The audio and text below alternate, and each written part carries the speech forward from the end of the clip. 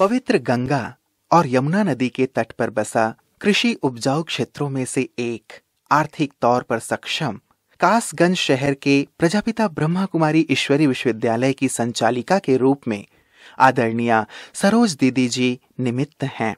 आपका जन्म 1953 में उन्नाव जिला कानपुर में हुआ। बाल्यकाल से आप में पाक कला, मिलनसार स्वभाव, सरलता, उमंग, उत्साह और दया भाव आदि गुण कूट कूट कर भरे थे। 1960 में मात्र 7 वर्ष की अल्पायु में आपको मातेश्वरी जगदम्बा का अलौकिक प्यार मिला। मम्मा की रॉयल्टी, पर्सनालिटी और दिव्य जीवन देखकर आपने भी अपना जीवन इस प्रभु पद पर समर्पित कर दिया।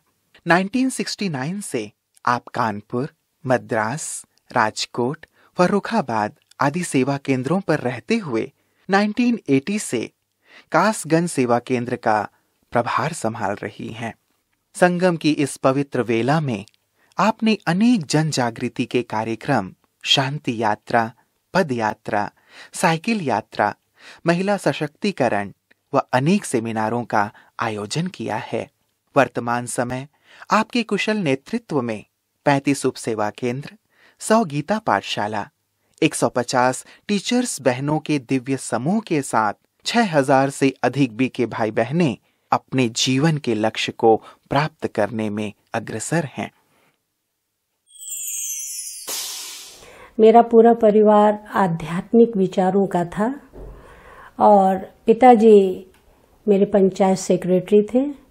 एक छोटी सी दुकान बड़े ताऊ जी रखते थे और उस ताऊ जी की दुकान पर पिताजी, चाचा जी सभी जाया करते थे। वहाँ पर ही 1960 में एक परिवार आया जिन्होंने कानपुर से ज्ञान प्राप्त किया था और उस ज्ञान की चर्चा उनके जो नौकर थे वो हमारी दुकान पर आकर के किया करते थे। उस ज्ञान को सुन करके पिताजी को बड़ा इंटरेस्ट हुआ और धीरे धीरे पिताजी वहाँ पर जा कर के कोर्स करने लगे, क्लास किया, बहुत अच्छा लगने लगा। और उस समय दादी कमल मणि की छोटी बहन यशोदी बहन वहाँ पर आई हुई थी। उन्होंने पिताजी को बहुत अच्छी रीति से समझाया और उनकी लगन इतनी लग गई कि वो थे चैन स्मोकर थे, प्याज लहसुन बहुत खाते थे। उन सब आध्यात्मिक विचारों के होने के बावजूद भी उनके अंदर ऐसी ऐसी आदतें थी, लेकिन जैसे ही उस ज्ञान की उनको ज्ञान मिला वैसे ही उन्होंने उस चीज को सबको छोड़ दिया। और छोड़ने के बाद में प्रतिदिन सुबह 3:30 बजे उठ करके स्नान करके सीधा क्लास में ही आते थे। 4 बजे वहाँ क्लास चलती थी, जिसको देख करके थोड़ा सा माता जी को थोड़ा सा ऐसा लगने लगा कि पता नहीं कहाँ जाते हैं, क्या करते हैं। और थोड़ा सा उन्होंने विरोध करना शुरू किया। जब उन्होंने विरोध करना शुरू किया तो पिताजी ने उनको बहुत समझाने की कोशिश की, लेकिन माताजी ने रात को कहा कि आपकी शिकायत, क्योंकि मेरे घर पर बड़े ताऊ जी मेरे वो जो है गुरु गोरखनाथ जी की पूजा करते थे, तो उनकी ही पूजा घर में होती थी, तो इसलिए उन्होंने कहा मैं आपकी शिकायत बाबा से कर दूंगी, गुरु गोरखनाथ जी से।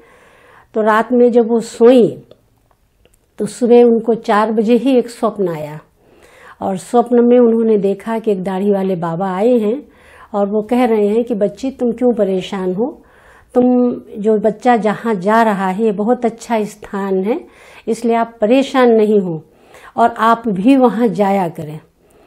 जब उनको ये आदेश मिल गया कि आप भी वहाँ जाया करें तो माता जी को बड़ा आश्चर्य हुआ कि मैं तो बाबा से शिकायत कर रही थी, लेकिन उन्होंने तो मेरे को भी जाने के लिए कह दिया। और इस तरह से पिताजी के साथ फिर माता जी जाने लगी और मैं भी साथ साथ में जाने लगी। मेरे छोटे चाचा जी थे वो भी साथ में जाने लग गए। पूरा परिवार ही इसमें जो है इंटरेस्टेड हो गया। वहाँ जब हम जाते थे तो बहन जी जो सुनाती थी, दीदियाँ जो सुनाती थी, उस बहुत अच्छा लगता था। और हमको छोटी छोटी कविताएं याद करा रखी थी आत्मा की, परमात्मा के बारे में। और साथ साथ एक कविता मुझे जो 2 लाइनें याद हैं, उन्होंने याद कराई थी कि सुनो बालको तुम्हें सुनाए, मैं तो वो भगवान नहीं। ऐसे ही क्रोध बड़ा भूत है, बुद्धि करे मलेच्छ, इससे तुम बचकर रहो, कर ना पाए प्रवेश। तो ऐसी जो कविताएं मुझे छोटी छोटी याद कराई थी, तो वो मैं कविताएं स्कूल में भी सुनाया करती थी, वैसे भी करती थी। फिर उसके बाद ही मातेश्वरी जी का आने का वहाँ पर कार्यक्रम बना। और मातेश्वरी जी जब आई तो सन 60 में 31 दिसंबर को मम्मा को वहाँ पर आना था। मम्मा वहाँ आई और मम्मा के आने से पहले पिताजी को इतनी लगन थी कि वो चारों तरफ ढिंढोरा पीट पीट करके ये बताते थे सबको कि हमारे यहाँ पर जगदम्बा सरस्वती आ रही हैं, आप लोग वहाँ पर पहुँचिए। क्योंकि जिस स्थान पर मातेश्वरी जी आ रही थी और जहाँ क्लास चलती थी वो मेरे लौकिक गांव से लगभग 2 किलोमीटर दूरी पर थी। एक बहुत बड़ी पीडब्ल्यूडी की कोठी थी जहाँ पर लगभग 30 दादियों के साथ, जिसमें दादी प्रकाश मणि जी, दादी शांता मणि जी, आत्म मोहिनी जी और ऐसे अन्य कई दादियाँ, मतलब सती दादी, भगवती दादी, लगभग 30-35 दादियाँ वहाँ पर आईं। और मम्मा ने आकर के वहाँ सभी बच्चों से मुलाकात की, अपनी अमृतवाणी की वर्षा की। तो मम्मा को जब मैं देखती थी तो ऐसे लगता था जैसे मैं कहीं से बिछड़ी हुई आत्मा हूँ और मम्मा से मिल करके मेरी को बहुत तृप्ति महसूस होती थी। ऐसा लगता था जैसे कुछ खोया हुआ मैंने पा लिया, जबकि मेरी उम्र उस समय केवल 7 वर्ष की ही थी, लेकिन बहुत खिंचाव होता था। और इसलिए जहाँ पर मम्मा 3 दिन वहाँ रही और मम्मा के साथ, मम्मा जिस परिवार के साथ भी बैठती थी तो मैं मम्मा की बाजू में जाकर के बैठ जाती थी। और मम्मा सबसे मिलने के पश्चात जब मम्मा टोली खिलाती थी और सबसे मिलने के बाद जब मुझे गोद में लेती थी तो मुझे लगता था जैसे कि मैं वो वर्णन नहीं करने पा रही हूँ शब्दों में। इतना आनंद आता था कि मैं अतीन्द्रिय सुख का अनुभव होता था कि मैं खो जाती थी। और मम्मा बड़े प्यार से मुझे टोली खिलाती थी और मैं मम्मा को कोई न कोई कविता मम्मा को सुनाती थी, जिससे मम्मा बहुत ही प्यार से गोद में लेती, सिर पर हाथ फिराती और ऐसा लगता था जैसे कि रोम रोम मम्मा को पा करके मेरा खिल गया है। उसी समय से ही, जबकि छोटी ही सी थी, लेकिन इतना कोई वैसा अज्ञान तो नहीं मैं अनुभव हुआ, लेकिन हाँ, मम्मा के प्यार ने मुझे बाबा का बना दिया, ऐसा मैं समझती हूँ।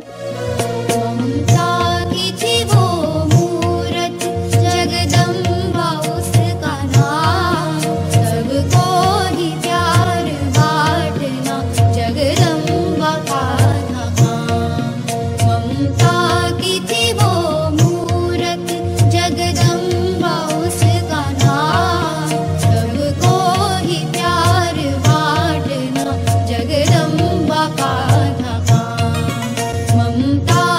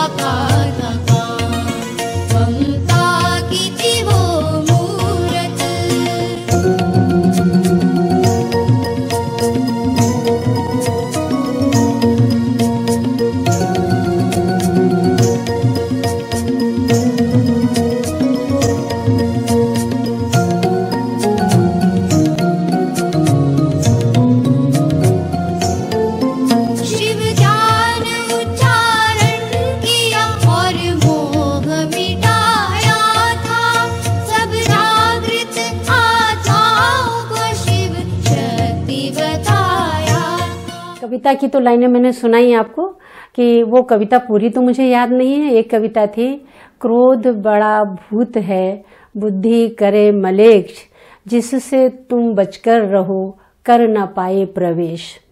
और दूसरी कविता की जो लाइनें थी वो हैं, सुनो बाल को तुम्हें सुनाए मैं तो वो भगवान नहीं। इस तरह से कई कविताएं थी, लेकिन दो दो ही लाइनें मुझे भी याद हैं, अधिक तो याद नहीं है मुझे। लेकिन मम्मा का प्यार, मम्मा की विशेषता, स्पर्श, और जैसे मम्मा ने मुझे उस समय कहा था कि बच्चे तुम्हें बाबा का नाम रोशन करना है और तुम्हें एक आदर्श ब्रह्मा कुमारी बनना है, तो ये बात मम्मा की मुझे छप गई थी और उसी चीज़ को लेकर के मैं इस ज्ञान में चली। मुझे कभी विष्णु का रूप बनाया जाता था, कभी दुर्गा बनाया जाता था, माना झांकियों में मुझे भिन्न भिन्न रूप से मुझे सजाया जाता था और मुझे बहुत आनंद आता था ऐसे पोज अपने आप में धारण करने में। और उसी आधार पर धीरे धीरे मैं पढ़ाई को भी पढ़ती रही, अलौकिक पढ़ाई भी पढ़ी, लौकिक पढ़ाई भी पढ़ी। मैं तीसरी कक्षा में जब मैं पढ़ रही थी तो उस समय जो हमारे जिस परिवार से मुझे ज्ञान मिला था, उन्होंने ऐसे ही कहा कि आप मेरे साथ चलोगी। तो मैं उस समय 9 वर्ष की थी और मेरे को अचानक मेरे मुंह से निकल गया कि हाँ मैं चलूँगी। तो कहा कि आपकी मदर आपको छुट्टी देंगी? तो मैंने कहा हाँ मैं मदर से छुट्टी ले आऊँगी। और मैंने किसी से भी कुछ नहीं बात की और जा करके अपनी मदर को कहा कि मम्मी मैं जो है बहन जी के साथ जाना चाहती हूँ, आप मुझे छुट्टी देंगी? तो सभी को तो ये था कि अपने लौकिक परिवार में बस 2 ही बच्चे हैं और माँ तो छुट्टी देगी नहीं, लेकिन उन्होंने मुझे इतनी सहर्ष और खुशी से छुट्टी दी कि मैं आपको उसका वर्णन नहीं कर सकती हूँ। और मैं उनके साथ जाने को तैयार हो गई और उसी परिवार के साथ रह करके मैंने काकोरी में, झांसी में, फिरोजाबाद में लौकिक और अलौकिक पढ़ाई भी पढ़ी और आगे भी जो है अपने जीवन को एक ऐसा आदर्श ब्रह्मा कुमारी बनाने का संकल्प लेकर के चलती रही। उन्हीं दिनों में ही 62 में बाबा कानपुर आए हुए थे और बहन जी ने कहा पूरे परिवार के साथ तो आप लोगों को बाबा से मिलने कानपुर चलना है। तो मैं भी उनके साथ में कानपुर मिलने के लिए गई और जब मैं कानपुर में पहुंची तो उस समय तक बाबा पहुंचे नहीं थे, स्टेशन पर पहुंच चुके थे। उनको रिसीव करके सभी भाई बहनें ले करके जो है तिलक नगर सेंटर था कानपुर में, वहाँ पर आए। और जब वहाँ पर वो आए तो मैं छोटी होने के कारण मुझे एक ऊंचे से स्थान पर बिठा दिया गया था और मैं वहाँ पर खड़ी हुई थी और खड़े खड़े बाबा को देख रही थी। बाबा ने जैसे ही कंपाउंड के अंदर प्रवेश किया तो इतना आकर्षण हुआ जैसे कोई हजारों सूर्यों से तेजोमय प्रकाश मेरे ऊपर पड़ रहा हो। इतनी भीड़ थी, 1000-1500 लोग उस समय वहां पर कंपाउंड के अंदर थे, लेकिन उन सब में बाबा एक चमकता हुआ सितारा या चमकता हुआ सूर्य ऐसे अनुभव हो रहा है जैसे चुम्बक की तरह मुझे अपनी तरफ खींच रहा है। और बाबा स्वयं, क्योंकि मैं ऊंचे स्थान पर खड़ी हुई थी तो मैं तो दौड़ करके वहां नहीं पहुंची, लेकिन बाबा स्वयं धीरे धीरे धीरे चलते हुए वहां पर आए और मेरे को दृष्टि दी और दृष्टि दे करके सभी भीड़ ने तो बाबा को तो अंदर कर लिया, मैं वहीं पर खड़ी रही और खड़े खड़े जैसे मैं वहां पर खो गई हूँ, कहाँ किस दुनिया में चली गई हूँ ये मुझे भी उस समय की कोई भी स्मृति नहीं थी। किसी ने आकर के मुझे ऊपर से उतारा और उतार करके नीचे खड़ा किया। फिर उसके बाद मैं अंदर गई और अंदर गई तो काफी समय तक मैं खोई खोई सी ही रही। मुझे ये पता नहीं, सुध-बुध नहीं रही कि मैं कहाँ पर हूँ, क्या कर रही हूँ, कहाँ आई हूँ, कुछ मालूम नहीं। इसके पश्चात रात्रि हो गई थी, मैं सो गई। सुबह प्रातः क्लास में बाबा के सामने पहुंची। बाबा ने जब मुरली चलाई तो मुरली सुनाने के पश्चात बाबा स्वयं खड़े होकर के टोली बांट रहे थे और जब वो टोली दे रहे थे तो सभी भाई बहनें अपना अपना हाथ करके टोली ले रहे थे। लेकिन आश्चर्य की बात तो यहाँ पर ये थी कि बाबा छोटे बच्चों के साथ भी इतना अटेंशन देते हैं और इतना प्यार से उनको हर कला सिखाना चाहते हैं।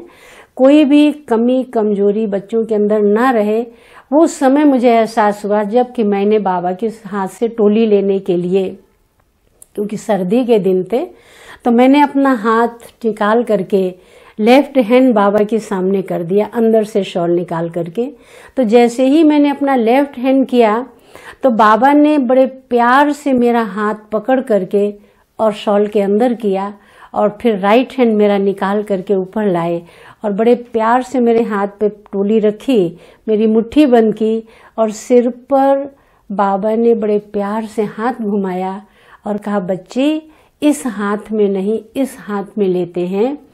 तो मुझे एक आश्चर्य लगा कि मैं बाबा इतना अटेंशन देते हैं कि हम कोई भी कार्य कैसे करें, किस रीति से हमको ये कार्य करना है, कैसे मुझे जो है उसमें चलना है, वो उस बात को बाबा ने इतनी बड़ी सभा के बीच में भी मुझे शिक्षा दी।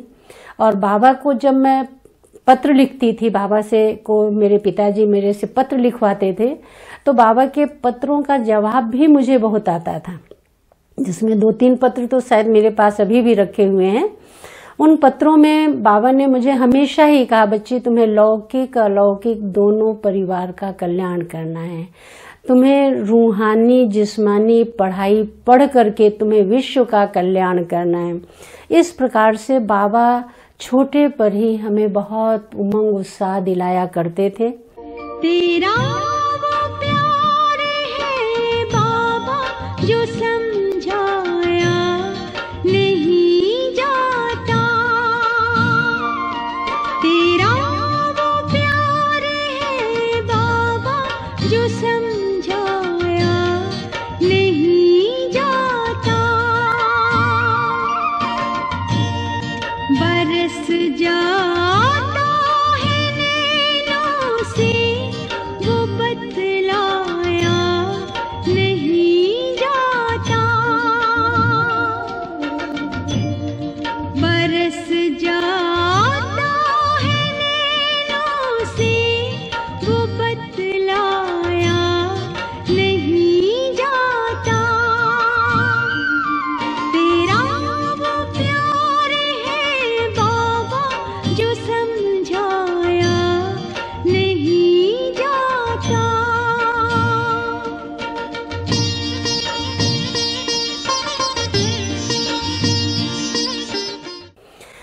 लेकिन साकार बाबा मम्मा के होते थोड़ा सा अफसोस जरूर रहा कि साकार मम्मा बाबा के होते मैं मधुबन नहीं पहुंच सकी। इसलिए मेरे को कभी कभी बहुत कष्ट होता था कि मैं बाबा के होते मधुबन में क्यों नहीं पहुंची। लेकिन जब बाबा अव्यक्त हुए उस वर्ष से मैंने पिताजी को कहा कि अब मुझे कहीं पर भी नहीं रहना है, मुझे तो मधुबन ही जाना है, आप मुझे कैसे भी करके मधुबन पहुंचाएं। तो पिताजी ने पहले मुझे कानपुर में छोड़ा, दादी सरला दादी के साथ, जो कि वर्तमान समय अभी बेंगलोर कुमारा पार्क में है। मैं उनके साथ लगभग 6-7 मास रही। जब वो स्वयं मधुबन गई तो वो मुझे मधुबन लेकर के गई, और जब मधुबन वो लेकर के मुझे गई तो मधुबन को देख करके मुझे ऐसा महसूस होने लगा कि मैं अपने बिछुड़े हुए घर में आ गई हूँ। क्योंकि लौकिक में कभी मुझे अपने लौकिक घर का कोई भान नहीं रहा। लौकिक में चाहे कितनी भी परिस्थितियां आई हो, कुछ भी हुआ हो, लेकिन अलौकिक परिवार को मिलते ही मुझे ऐसे लगा जैसे मेरा पुराना बिछड़ा हुआ परिवार मुझे मिल गया है। और बस दादी दीदी और पूरे परिवार के साथ में मैं बहुत घुल मिल करके रहने लगी। मधुबन कितना मधुर मधुर है, मधुबन कितना मधुर मधुर है, सदा ये आँखों में छाया है, सदा ये आँखों में छाया है। दिल वाला मधुबन का बाबा, दिल वाला मधुबन का बाबा दिल में समाया है। मधुबन कितना मधुर मधुर है, मधुबन कितना मधुर मधुर है। परम पिता शिव रोज यहाँ आकर ब्रह्मा के तन में, परम पिता शिव रोज यहाँ आकर ब्रह्मा के तन में, मुरली की मीठी मीठी तान सुनाते, मुरली की मीठी तान सुनाते, नैनों से छलका सागर का प्यार, नैनों से छलका सागर का प्यार, भूलता है नित्य नया रंग, भूलता है नित्य नया रंग। बच्चों के जीवन में दिलवाला मधुबन का बाबा, दिलवाला मधुबन का बाबा दिल में समाया है। मधुबन कितना मधुर मधुर है, मधुबन कितना मधुर मधुर। छोटी हूँ और मैं सबको प्यार से लेकर के चलूं, यही मेरे अंदर लक्ष्य रहता है। और शुरू से ही एक धारणा रही कि मुझे बाबा का नाम रोशन करना है, कितनी भी परिस्थितियां क्यों ना आए। और एक लक्ष्य मैंने बचपन से ही जो रखा था वो था कि जैसे लौकिक जगत में होता है कि कन्या की जब शादी हो जाती है तो ये कन्या समझती है कि मेरे परिवार में मेरा पति मुझसे कुछ ना कहे, बाकी दुनिया कुछ कहती है तो भले ही कुछ कहती रहे। तो मेरे अंदर भी यही संकल्प रहता था कि मेरा बाबा मुझे कुछ नहीं कहता है, मेरा बाबा मुझे उमंग उत्साह दिलाता है, मेरा बाबा मुझे पढ़ा रहा है, मेरा बाबा मुझे आगे बढ़ा रहा है। इसलिए लोग मेरा क्रिटिसाइज भी करते थे, बहुत जगह विरोध होता था, बहुत समस्याएं भी आती थी, लेकिन कहीं पर भी मैं होपलेस नहीं हुई। मैं सदा आगे बढ़ती रही और औरों को भी आगे बढ़ाने के लिए ही उमंग उत्साह रखती हूँ।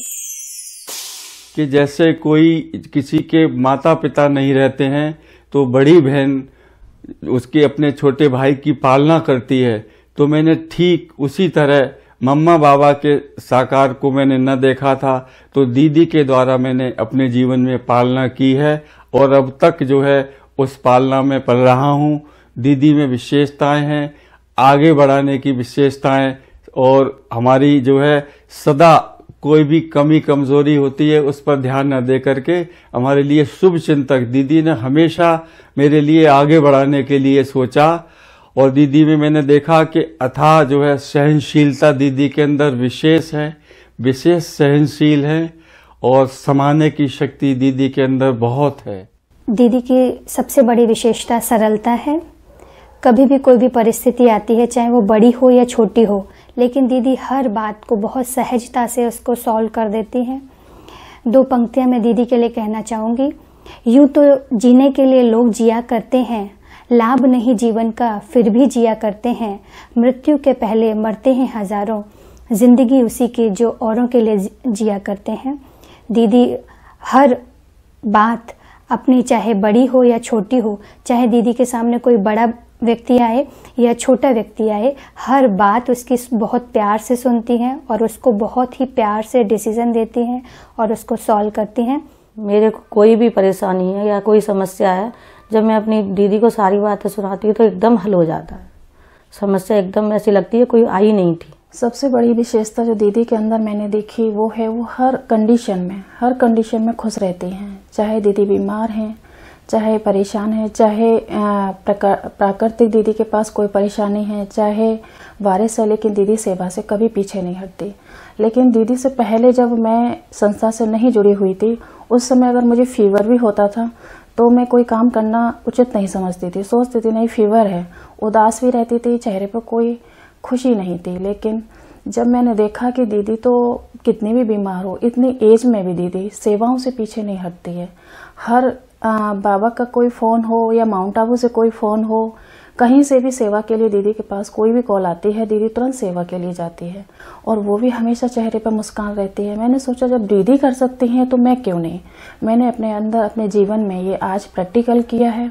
और दीदी के साथ रहते हुए मुझे मम्मा बाबा की पालना का अनुभव होता है दीदी हम सभी लोगों को बहुत प्यार से, ममता भरी पालना से पालते हैं। किसी भी प्रोग्राम में जब वो होती हैं, बैठती हैं, जाती हैं स्टेज पर, जहाँ भी उपस्थित होती हैं, तो सारी सभा एकदम मंत्रमुग्ध होकर उनको सुनती है।